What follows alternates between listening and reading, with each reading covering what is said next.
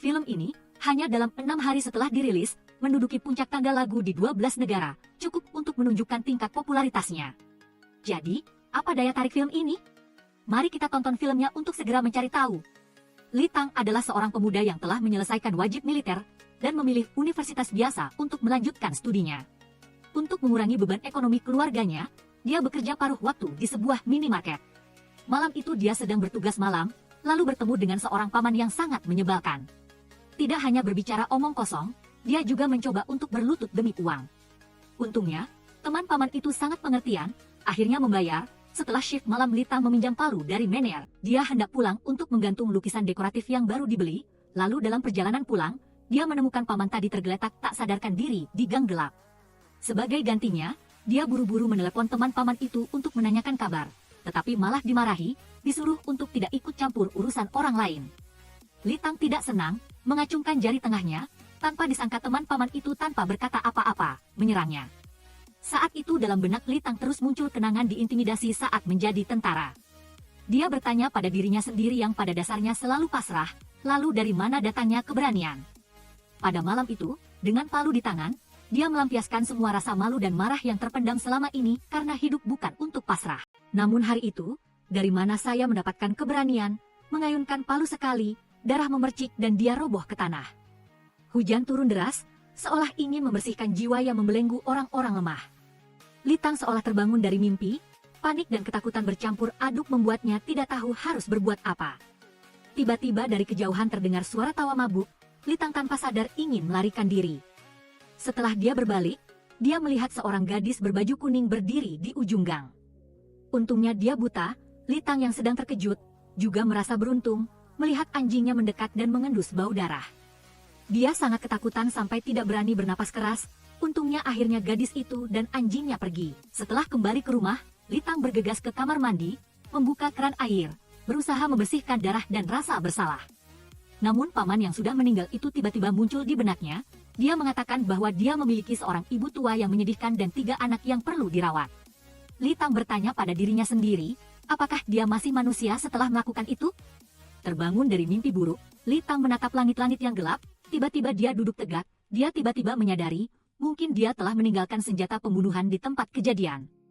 Detektif Nam Gan tiba di tempat kejadian, mengerutkan kening melihat 2 mayat di gang, kamera tidak merekam kejadian pembunuhan itu. Dia hanya bisa masuk ke minimarket di ujung gang, menanyakan siapa yang bertugas malam tadi, begitu selesai berbicara Li Tang yang bertugas pagi sudah masuk. Nam Gan memanggil Li Tang keluar, menanyakan apakah dia mendengar pergerakan apapun tadi malam. Jantung Li Tang berdebar kencang, saking tegangnya sampai tidak bisa berkata-kata. Saat dia gagap, bawahan Nam Gan, Roh Bin, datang dan mengatakan bahwa mereka telah menemukan saksi. Menurut keterangan saksi, tadi malam 2 orang mabuk sedang bertengkar. Akhirnya berkelahi, hasil visum forensik menunjukkan bahwa luka fatal Kwang Hun cocok dengan speaker Bluetooth milik Buin, sedangkan luka di kepala Buin cocok dengan sebuah batu bata. Di batu bata ditemukan sidik jari Kwang Hun, hampir dapat dipastikan bahwa mereka berkelahi sampai mati. Sangat cepat alasan kedua orang itu berkelahi terungkap. Menurut kesaksian istri Lee Guan Hun, suaminya dan Kim Yeongjin Hyo Buil kenal di lokasi konstruksi.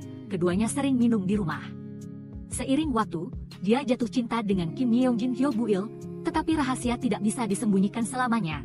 Mungkin mereka berkelahi karena masalah ini. Li Tang ketakutan selama 3 hari, sampai dia mendengar berita bahwa kasus itu ada perkembangan baru. Melalui tes DNA-nya cocok dengan DNA tersangka Duo K dalam kasus pembunuhan berantai di Lee Guan Hun tahun 2009. Penyelidikan dimulai dari kecurigaan polisi terhadap identitas korban Kim. Akhirnya ditemukan melalui tes DNA, polisi menemukan DNA Kim Yeongjin Hyo Buil cocok dengan DNA pelaku kasus pembunuhan berantai di Gwanghun. Sebenarnya Li Tang berniat untuk menyerahkan diri, tetapi mendengar bahwa dia adalah buronan dengan hadiah lebih dari 100 juta won. Maka dia mengurungkan niatnya, namun Li Tang tidak tahu, mimpi buruknya akan segera menjadi kenyataan di sebuah villa di kawasan kaya Gangnam. Gadis berbaju kuning yang berdiri di ujung gang gelap malam itu, sedang bermain bola dengan anjingnya, sementara di meja kopi di lantai 2 terdapat palu yang telah membunuh Kim Yeongjin Hyo Buil. Pada saat yang sama, Jang Nangam sedang duduk di kamar rumah sakit, mendengarkan ibunya mengoceh. Ayahnya telah terbaring sakit selama lebih dari 3 tahun, di baliknya tampaknya ada rahasia dan konspirasi yang lebih besar. Bertahun-tahun lalu, ayah Jang Nangam juga seorang detektif, tetapi setelah sebuah kecelakaan, dia menjadi vegetatif, terbaring di tempat tidur dalam waktu lama. Sementara Li Tang baru saja lolos dari situasi hidup mati, hidupnya baru saja kembali normal, tiba-tiba seorang gadis masuk ke toko, berkata, "Berikan saya 2 juta won, harus tunai." Dia mengucapkan kata-kata yang tidak dimengerti Li Tang. Li Tang dengan penasaran bertanya apa maksudnya. Dia melepas kacamatanya. Dengan tenang dia berkata bahwa dia bukan orang buta. Malam itu dia melihat dengan sangat jelas, Li Tanglah yang mengayunkan palu memukul pria itu. Sekarang dia memiliki palu itu sebagai bukti. Dia menawar harga 2 juta, dan berkata itu tidak mahal. Li Tang setelah mendengarnya terkejut. Dia buru-buru memeriksa saldo rekening. Ternyata dia tidak punya sampai 2 juta won. Hal seperti ini tidak bisa dilaporkan ke polisi. Bagaimanapun juga dia punya bukti di tangan, tapi juga tidak bisa dibiarkan begitu saja. Kalau dia lapor polisi, maka sisa hidupnya tamat. Li Tang tidak punya pilihan selain mencari pemilik minimarket, mengatakan dia ada masalah mendesak, ingin mengambil gaji 3 bulan di muka, meskipun pemiliknya memarahi, tapi tetap mentransfer uang ke Li Tang. Li Tang datang ke rumahnya sesuai janji, dia sambil membuat kopi memperkenalkan diri namanya Roh Bin. Setelah itu Li Tang mengeluarkan uang, menghitung setiap lembar lalu menumpuknya di meja. Roh Bin setelah melihatnya mengangguk. Dia berkata bahwa mulai sekarang setiap bulan harus membayar sebanyak itu. Tiba-tiba ruangan menjadi sunyi, Li Tang mengira dia salah dengar. Roh Bin mengeluarkan palu dari laci, dengan dingin berkata, "Mengetahui tetapi tidak melaporkan juga merupakan kejahatan. Saya mengambil risiko seperti itu. Sudah sewajarnya Anda membayar sejumlah kecil uang tutup mulut setiap bulan." Setelah itu Roh Bin dengan bangga menceritakan, hal ini harus berterima kasih kepada anjingnya, Red, yang suka menjilati. Sembarangan, jika tidak ada dia, Li Tang pasti sudah masuk penjara. Li Tang tidak ingin berlarut-larut lagi, dia menghampiri dan merebut palu, berbalik menuju pintu. Tetapi Roh Bin perlahan menyebutkan universitas, alamat rumah, dan anggota keluarga Li Tang. Dia bertanya apakah Li Tang masih ingin lulus. Li Tang tentu saja mau, tetapi Roh Bin mengancamnya, jika tidak membayar tepat waktu, dia akan pergi ke kampus melaporkan kejahatannya. Asalkan dia patuh membayar, saya akan membiarkan Anda pergi ke sana. Ketika dia mendongak, pemandangan di depannya tiba-tiba berubah, dan di kejauhan Roh Bin sedang menuntun anjingnya memanggilnya, "Kemari, sialan, tidak kusangka kamu orang seperti itu." Dia berlari dengan cepat menggunakan tangan dan kaki, dan dalam kenyataan, Roh Bin juga merasakan sedikit niat membunuh darinya, tetapi sudah terlambat. Dia mengangkat palu tinggi-tinggi, melompat dan memukul kepalanya dengan keras, darah juga karenanya berceceran di mana-mana. Setelah melakukan kejahatan, dia buru-buru mengumpulkan semua uang ke dalam tas, membawa serta senjata. Li Tang merasa darah mengalir ke otaknya. Dia panik lari dari rumah Roh Bin, meninggalkan banyak bukti di tempat kejadian, tapi setelah beberapa hari tidak ada perkembangan, sampai dia mengantar susu dan menemukan susu di rumah Roh Bin semakin banyak. Dia memanjat tembok dan melihat ke dalam, saking takutnya sampai jatuh ke tanah. Polisi dengan cepat menyegel tempat kejadian. Red berlarian di halaman. Dia menggali lubang besar di halaman. Para forensik menemukan 2 mayat yang sudah membusuk di lubang ini, sementara Li Tang terbaring di rumah sewanya selama 3 hari. Pikirannya hanya memikirkan Roh Bin yang sudah mati. Dia sangat penasaran, mengapa polisi masih belum datang menangkapnya. Sementara di kantor polisi, Roh Bin sedang menatap hasil visum forensik dengan serius. Tidak ada orang luar yang datang. Di cangkir kopi hanya ada air liur anjing. Begitu juga di meja teh. Di pintu masuk juga begitu. Di dalam dan di luar rumah, di mana-mana sama. Itu karena Red menghabiskan 3 hari untuk membersihkan bukti. Tetapi NNG Kem bukan orang bodoh. Dia menemukan hal yang mencurigakan. Jika tidak ada orang luar yang datang, mengapa menggunakan cangkir kertas untuk kopi? Dung Che mengingatkannya, pertemuan analisis kasus kali ini bukan untuk membahas pembunuh Duce, tetapi untuk membahas orang yang dia bunuh.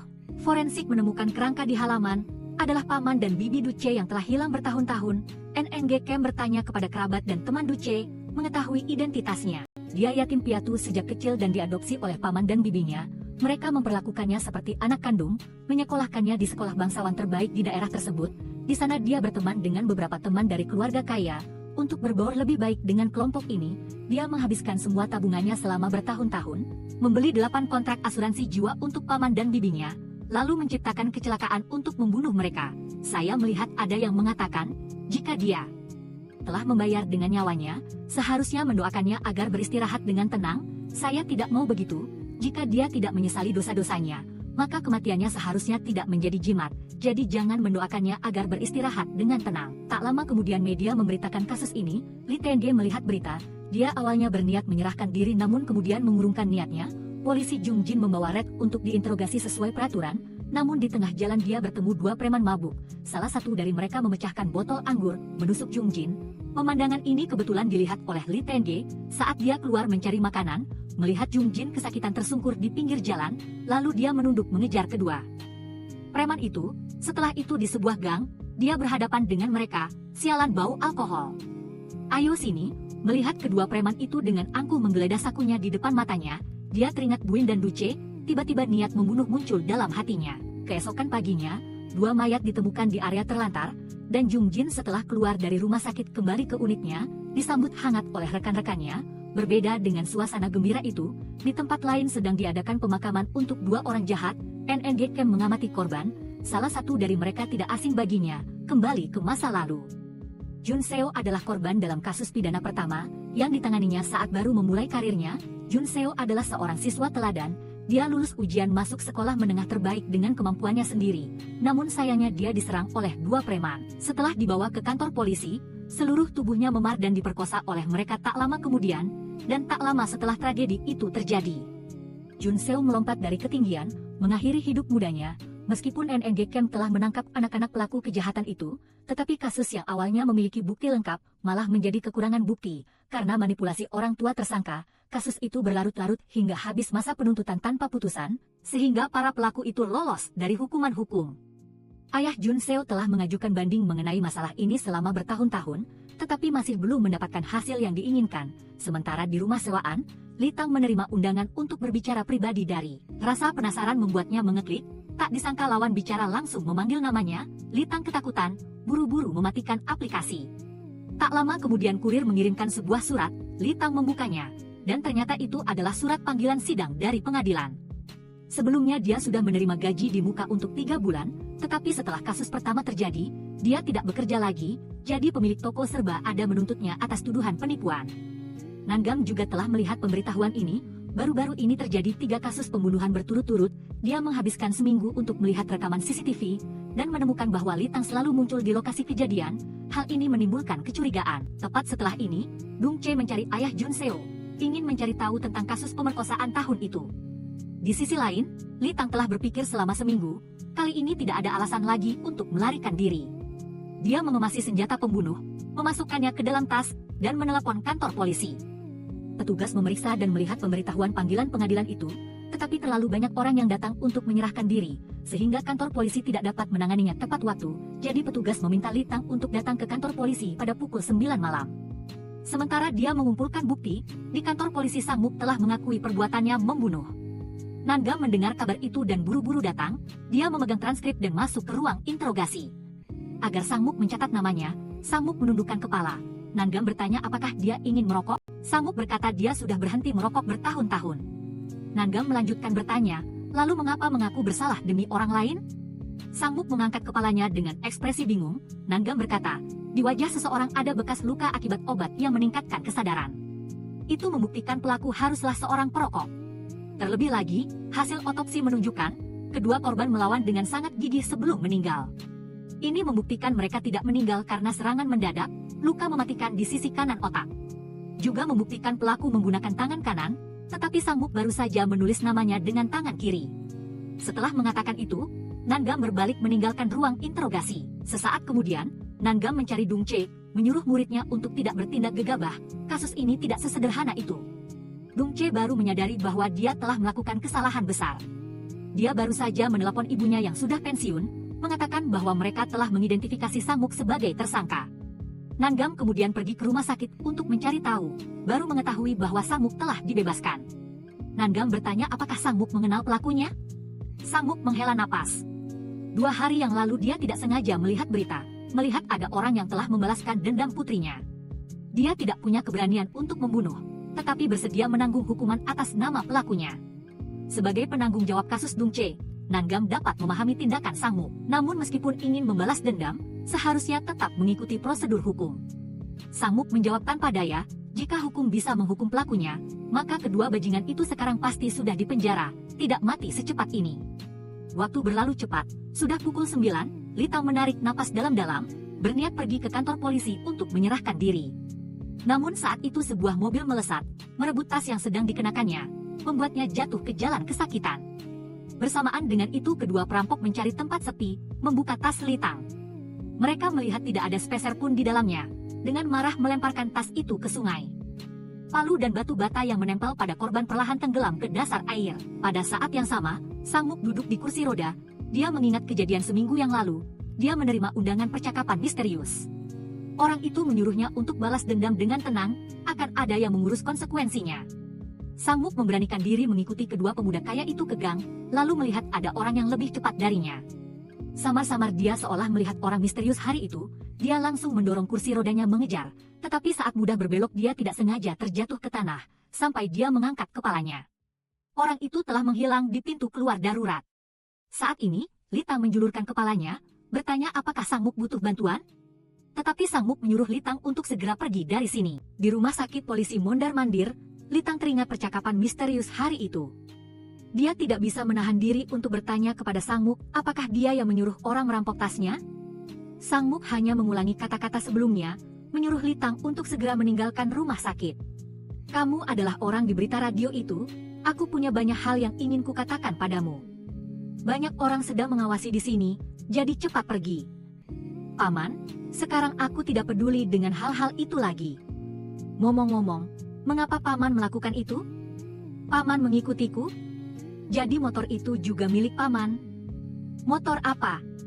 Tidak ada hal seperti itu. Singkatnya, kamu tonton berita radio untuk penjelasan dariku. Cepat, setelah Litang pergi, Sang Muk kembali sendirian ke kamar rawat inapnya. Dalam hatinya berkecamuk banyak pikiran, dia teringat dendam pembunuhan putrinya telah terbalaskan.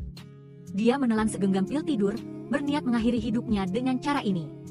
Dia terjatuh ke lantai. Di saat-saat terakhir hidupnya, dia seolah melihat putrinya yang telah tiada di sisinya. Waktu berlalu cepat seperti anjing berlari di ladang. Tiba-tiba 4 bulan telah berlalu. Malam itu, jaksa penuntut Yi mabuk berat. Dia memanggil seorang sopir pengganti. Dengan malas dia berjalan ke mobil, naik ke mobil lalu melanjutkan tidurnya. Tanpa menyadari ada orang yang mengikuti. Saat tidur dia terbangun dan merasa ada yang tidak beres. Sopir, sepertinya kita tidak pergi ke arah ini. Sopir, kita mau kemana? Kemudian mobil berhenti.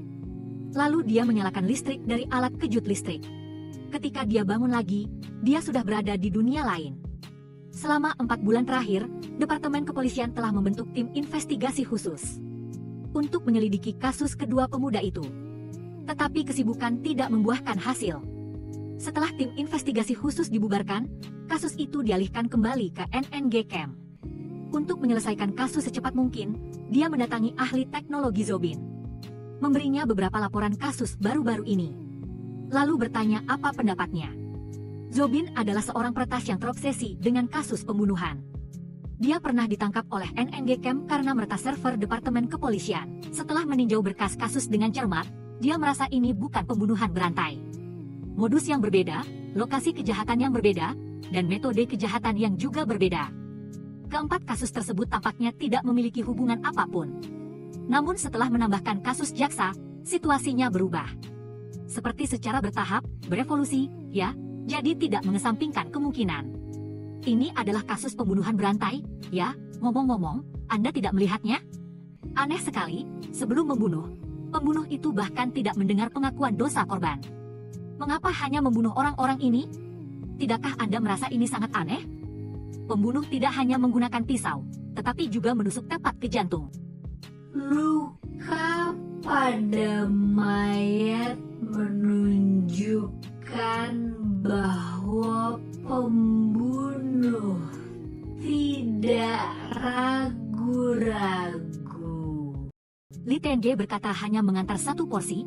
Dung Che kembali ke mobil dan berkata Jobin hanya memesan 1 porsi makanan, mungkin hanya ada 1 orang. Ternyata NNG Camp belum pergi. Dia melihat punggung pengantar makanan pergi, tiba-tiba merasa sedikit familiar. Tetapi ketika dia bereaksi, Li Tenje sudah lari. NNG Camp buru-buru menyuruh Dung Che mengejar, sementara dia sendiri berlari ke atas menanyakan Jobin.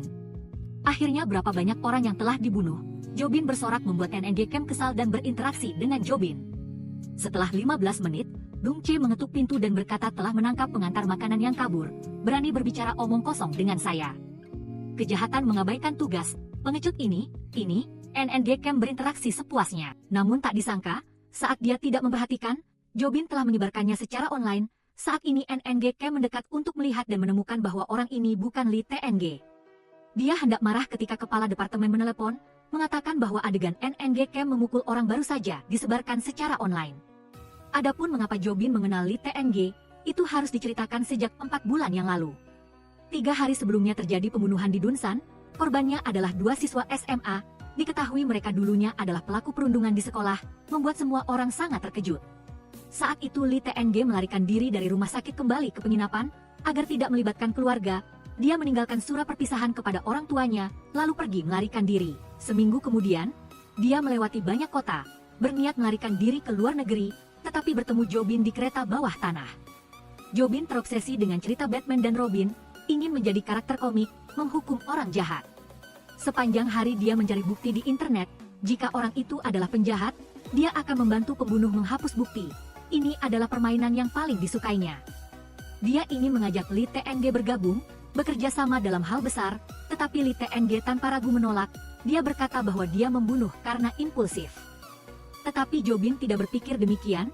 3 kasus berturut-turut membunuh orang jahat. Dia melihat Lee TNG memiliki bakat, bisa mencium bau orang jahat. Hanya jika Lee TNG setuju, dia bisa memberikan identitas dan bukti baru. Di meja ada bukti jaksa memperkosa siswi SMA, di balik lemari pajangan ada alat. Jika Lee TNG setuju bergabung, maka bisa segera berangkat sekarang. Kembali ke masa kini, NNG Camp diskors dari jabatannya karena berbagai tuduhan, seperti melanggar privasi, penegakan hukum dengan kekerasan. Sementara Lee TNG resmi bergabung dengan Jobin, menjadi pembunuh di malam hari. 1 orang mengumpulkan bukti, 1 orang membunuh dan mengubur mayat. Hanya dalam 4 bulan, keduanya telah menyebabkan banyak kasus pembunuhan yang membuat seluruh Seoul kacau. Untuk menyembunyikan diri dengan lebih baik, Lee TNG mencari pekerjaan di supermarket pedesaan. Suatu hari, seorang gadis bernama Chung A diganggu oleh pelanggan. Lee TNG membantunya. Malam itu, saat Chung A dan Lee TNG mengobrol selama shift malam, keduanya menemukan banyak kesamaan satu sama lain. Orang-orang berusia 20-an dari tempat lain, ketika ditanya tentang masa lalu mereka. Mereka selalu dengan cerdik mengubah topik, menjaga jarak dengan semua orang.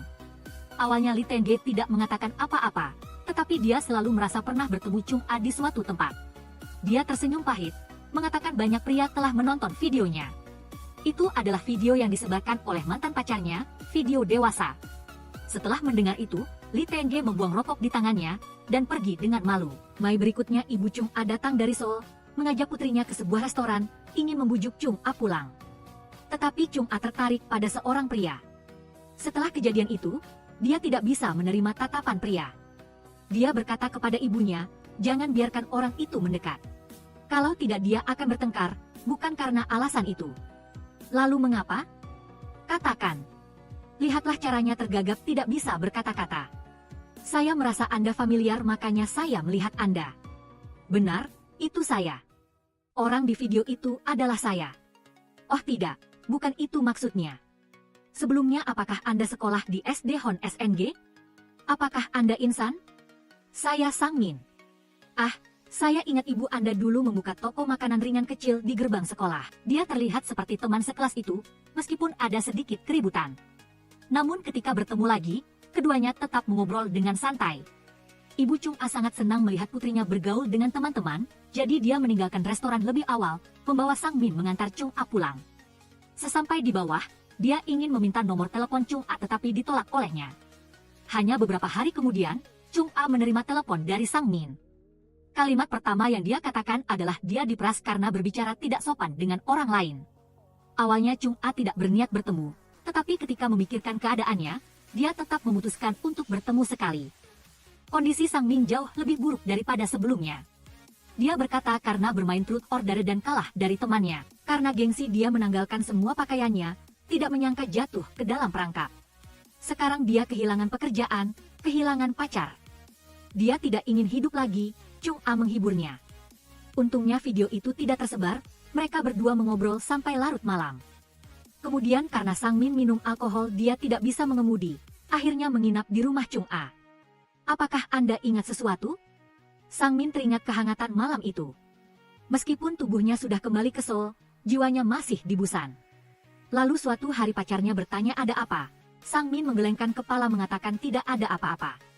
Ternyata Sang Min sama sekali tidak diperas, setelah makan dia menggunakan alasan pekerjaan untuk pergi ke Busan.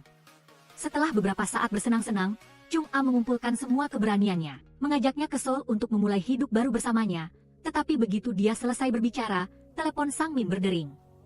Dia membukanya, lalu segera meletakkan telepon di meja samping tempat tidur. Chung A membalikkan badan di tempat tidur, mengambil telepon Sang Min, dan melihat video undangan pernikahan. Sang Min mendekat dan merebut teleponnya. Chung A bereaksi dengan menamparnya. Sang Min memaki dengan marah. Dia menyebut Chung A pelacur. Setelah memaki, dia berbalik untuk pergi, tetapi ditarik kembali oleh Chung A. Chung A mengancam akan mempublikasikan masalah ini. Begitu dia selesai berbicara, Sang Min mencekik lehernya, menekan keras ke tempat tidur. "Kaulah yang merayuku duluan. Kenapa menyalahkanku, pelacur sialan?" Dicekik olehnya, hatinya hancur berkeping-keping mengingat noda dalam hidupnya. Dan hari-hari manis bersamanya, apa yang harus dilakukan? Tak lama kemudian Chung A meninggal. Keesokan harinya NNG Kem dan Litang secara bersamaan menonton berita. Sebuah kebakaran terjadi di kompleks apartemen lama, seorang wanita meninggal di dalam rumah. Kejadian ini cepat menyebar di supermarket, saat semua orang sedang membicarakan. Litang menemukan seorang pria menatapnya tajam. Setelah melewati seluruh deretan rak, dia masih mengikuti. Litang meninggalkan troli. Berjalan cepat menuju pintu utama, hasilnya menabrak NNG Kem. Dia berlari sekencang-kencangnya, berlari langsung ke gudang. Saat hendak berlari keluar, tiba-tiba sebuah kaki menyandungnya hingga ia terjatuh ke tanah. Litang menoleh ke belakang dan mendengar dia berkata, "Kasus di gang sempit belum dibereskan dengan baik. Begitu pula kasus Duce, apakah kasus di kuda adalah ulahmu?" Belum sempat ia menyelesaikan perkataannya, dari kejauhan terdengar suara langkah kaki yang tergesa-gesa. Litang berdiri dan berlari keluar dari gudang, diikuti oleh pria itu. Saat Nan Kem tiba, keduanya sudah menghilang. Keesokan harinya, Sang Min pulang kerja dan melihat seorang pria duduk di depan pintunya. Pria itu mengeluarkan kartu identitas dari sakunya, tertera nama Song Chon dari tim polisi kriminal. Dia menelan ludah dan mempersilakan pria itu masuk ke dalam rumah. Song Chon langsung bertanya tentang kasus Chung A. Sang Min mengakui bahwa dia telah pergi ke Busan dan juga mengakui tidur dengan Chung A, tetapi tidak mengakui melakukan pembunuhan. Song Chon tersenyum dan mengangguk, lalu mengeluarkan selotip dan tali dari tasnya.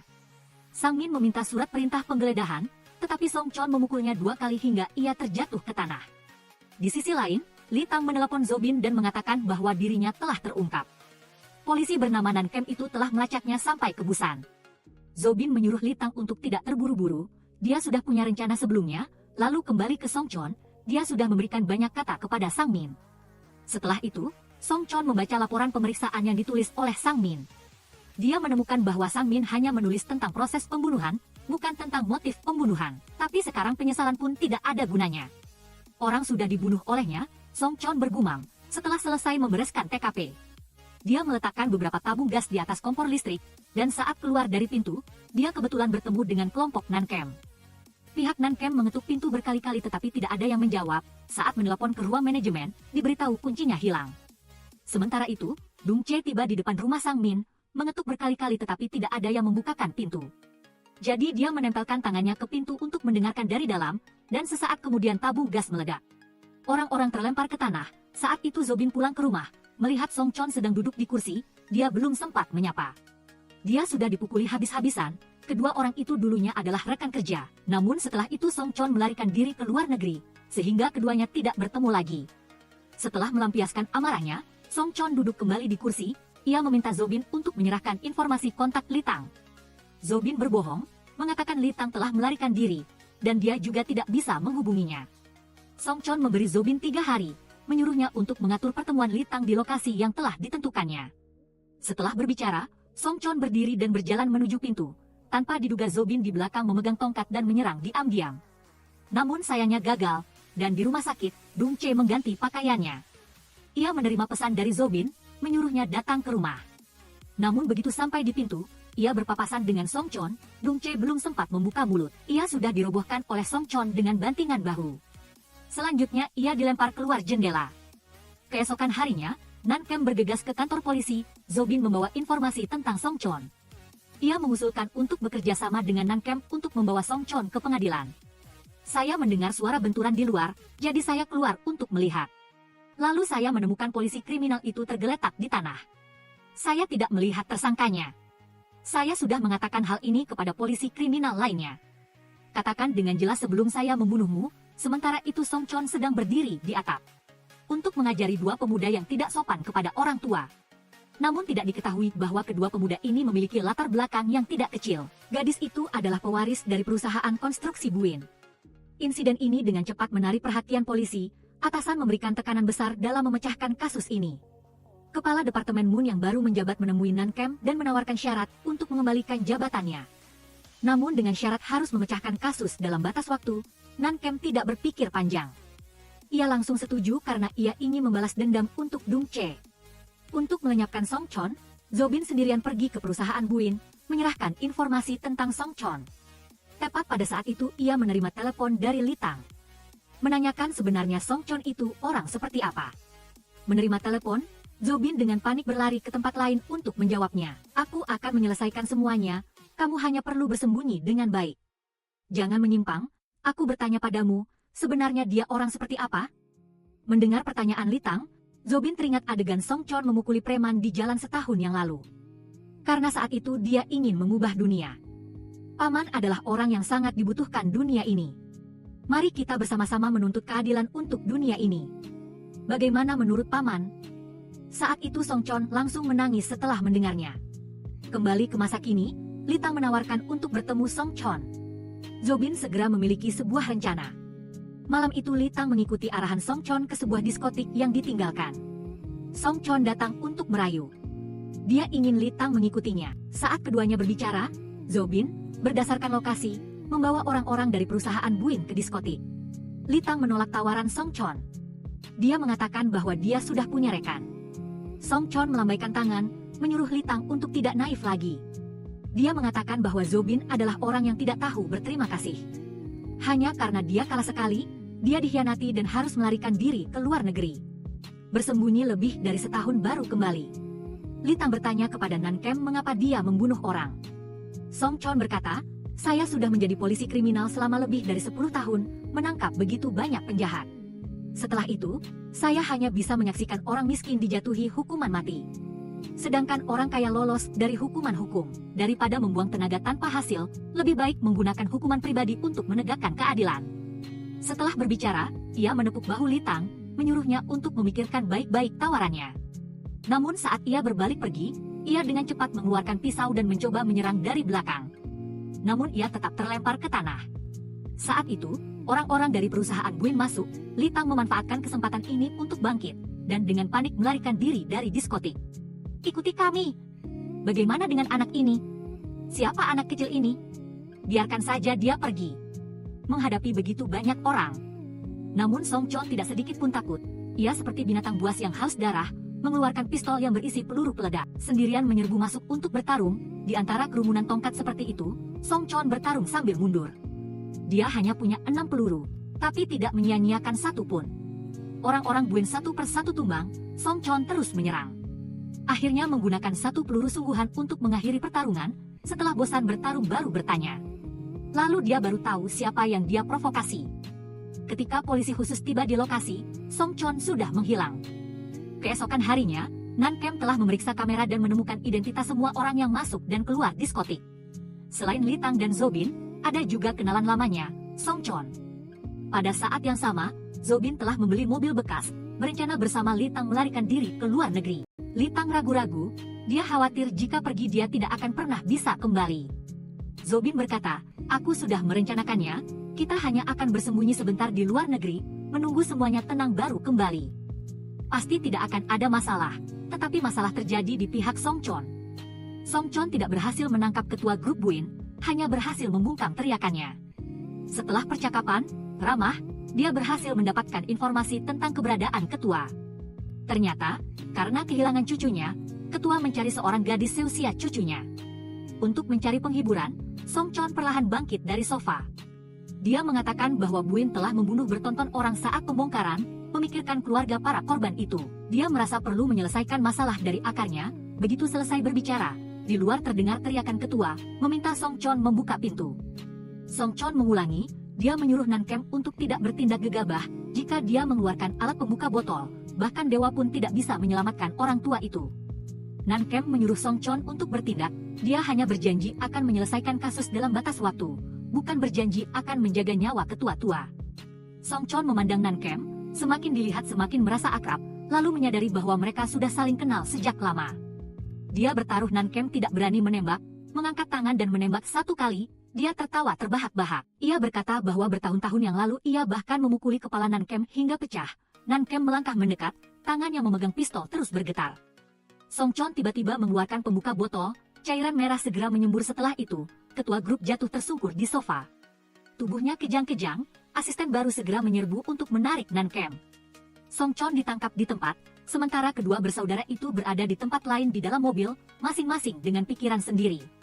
Tidak ada yang bisa tidur, Zobin berbisik. Bertahun-tahun yang lalu pada suatu pagi, dia bangun dan membuka pintu seperti biasa. Dia melihat orang tuanya tergeletak di ruang tamu, dia masih tidak bisa melupakan bau amis cairan merah itu. Polisi mengatakan ada seseorang yang masuk ke rumah untuk merampok, lalu membunuh orang tuanya. Ia ingin membalas dendam, tetapi kemampuannya terbatas, sampai ia bertemu Song Chon. Itu adalah hal paling berani yang pernah ia lakukan dalam hidupnya. Ketika di mobil polisi yang mengangkut tahanan, Song Chon meminta borgolnya dilonggarkan, tetapi polisi tidak menjawab. Kemudian ia melepas sarung tangannya, memperlihatkan tangan kurus kering seperti ranting pohon. Ia terengah-engah dan berkata bahwa ia menderita diabetes dan tekanan darah tinggi. Jika terus diborgol seperti ini, sebelum sampai ke kantor polisi ia akan mati lemas. Polisi yang duduk di sampingnya tidak berdaya, berniat melonggarkan borgol. Tetapi begitu membungkuk, ia digigit lehernya oleh Song Chon. Polisi yang duduk di kursi penumpang depan terlempar ke bawah, tetapi dirobohkan ke kursi oleh Song Chon dengan siku. Di dalam mobil segera kacau balau. Ia seperti kuda liar tak terkendali mengamuk. Mobil mulai oleng, setelah menabrak pinggir jalan lalu terbalik di atas jalan. Dewa Perang Jam meninggalkan mobil, ia memegang pistol latihan dan menghilang dalam kegelapan. Saat matahari terbit, kedua bersaudara pergi ke selatan menuju provinsi Jeollanam. Mereka berencana melarikan diri ke luar negeri dari sana. Saat sedang sarapan, TV menyiarkan berita. Tadi malam pembunuh berantai Song Chon yang ditangkap, telah membunuh 2 polisi saat dalam perjalanan pengawalan dan melarikan diri. Kedua orang itu belum sempat terkejut, mereka sudah melihat foto mereka. Polisi telah memasukkan mereka bertiga ke dalam organisasi kriminal. Kedua orang itu segera meninggalkan warung sarapan. Zobin menghubungi 2 preman lokal. Mereka menyediakan layanan paket pengiriman orang ke luar negeri. Setelah harga disepakati, ia dan Li Tang berkendara ke terminal. Di perjalanan Zobin menerima telepon dari Song Chon. Li Tang bertanya siapa yang menelepon. Zobin berbohong bahwa itu adalah bank yang menagih utang kartu kredit. Li Tang memarkir mobil di terminal. Sekarang mereka menjadi buronan. Plat nomor mobil itu palsu. Jika naik jalan tol akan diblokir. Kedua orang dengan tujuan yang terlalu besar, Zobin mengusulkan untuk bertindak terpisah. Li Tang mengambil kesempatan ketika Zobin pergi ke toilet. Ia memasang perangkat lunak pelacak di ponselnya. Kedua orang itu, satu naik mobil, satu naik bus, berjanji bertemu di terminal. Tetapi ketika Li Tang tiba di terminal, ia tidak melihat Zobin dimanapun. Ternyata Zobin tidak pergi ke terminal. Ia kembali ke Seoul mencari Nancam, mengatakan ia tahu di mana Song Chon berada. Saat ini Song Chon membawa bunga ke rumah sakit, tempat ayah Nancam dirawat. Nancam bertanya berapa banyak orang yang telah dibunuh Zobin, sekarang mengakui masih dihitung sebagai pengakuan. Begitu selesai berbicara, teleponnya berdering, rumah sakit menelepon. Dokter di ujung telepon mengatakan kepadanya, ayahnya telah dilepaskan masker oksigennya, telah meninggal. Nancam dengan marah berlari keluar dari rumah sakit. Ia menyalakan mobilnya sambil bertanya di mana Song Chon. Di sisi lain Li Tang melihat surat wasiat Zobin di dalam tas. Ternyata Zobin tidak berniat pergi ke luar negeri bersamanya. Setelah beberapa saat ragu-ragu, Li Tang meminjam sepeda motor dari geng lokal, kembali ke stasiun tempat mereka berdua berpisah. Ia membuka ponselnya, menemukan Zobin telah kembali ke Seoul. Dalam perjalanan mencari Song Chon, Zobin mengakui, ia dan Li Tang telah membunuh jaksa. Tetapi itu ada alasannya, ia membuka sebuah video. Mengatakan telah ditemukan di ponsel jaksa, orang itu telah memperkosa seorang siswi SMA di bawah umur 18 tahun.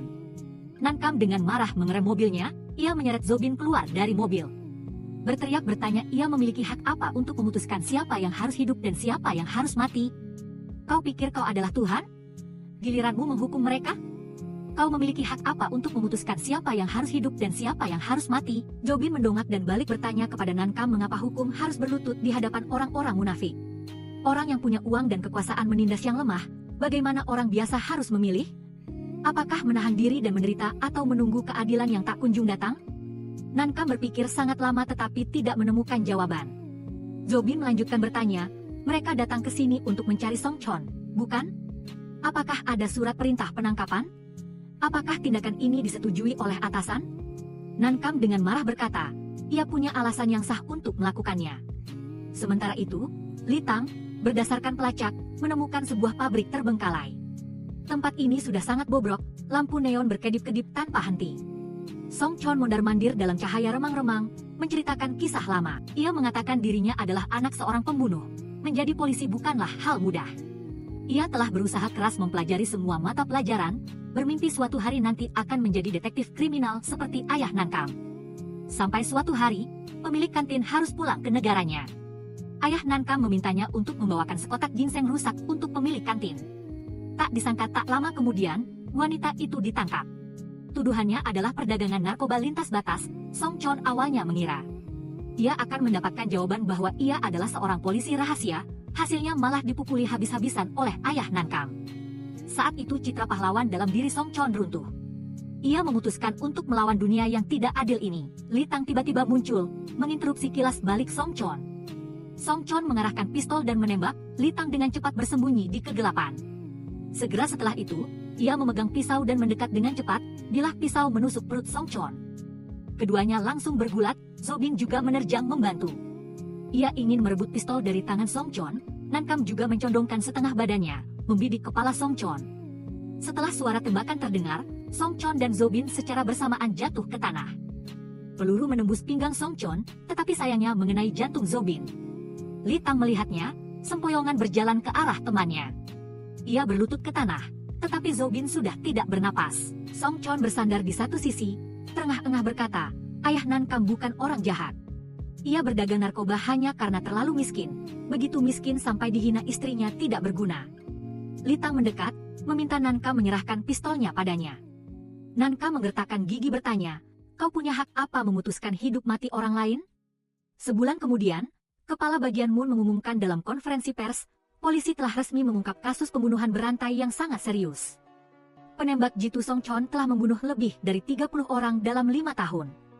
Rekan kejahatannya, Zobin, memusnahkan bukti.